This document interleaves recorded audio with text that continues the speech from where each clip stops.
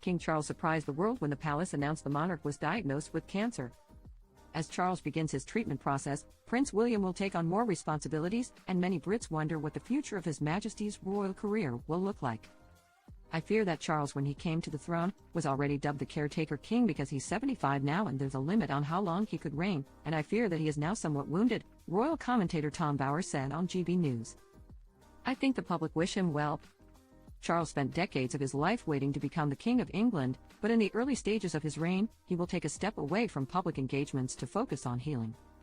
The point is that when you face such a challenge as cancer, your psychology changes, and I think he'll always be now seen as a king with a question mark over how long he can reign, Bauer continued.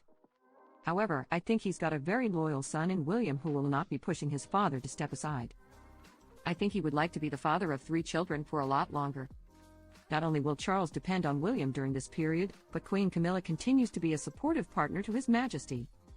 I'm a great critic of Camilla, there's no doubt that ever since she has become queen, and in the last weeks, knowing that King Charles wasn't well, she has worked very hard, Bauer continued. It hasn't been easy for her because she does tire easily and hates long-distance travel with jet lag and things. So we should feel fortunate because he relies on her, he added. William will take on more engagements, but the journalist predicted Charles won't step down from the throne. He won't abdicate, the biographer noted. And it wouldn't be in the interests of the monarchy or of Britain for him to abdicate. There's no reason for it. God, we have the most amazing progress in cancer treatment now, the writer added.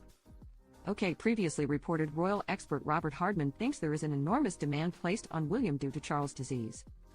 It's a lot for him, but he'll rise to the challenge. I think it's good that we're going to see him today. Investitures are a key part of what the monarchy does, he said on GB News. And with the king now out of action, people should rightly receive their awards in the proper way. GB News anchor Isabel Webster predicted the next few months will be indicative of how William will approach being a monarch. We were talking about yesterday how he was staring his destiny in the eye, Webster said.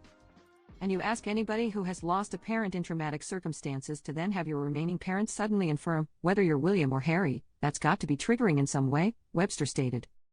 But he has this unique future ahead of him.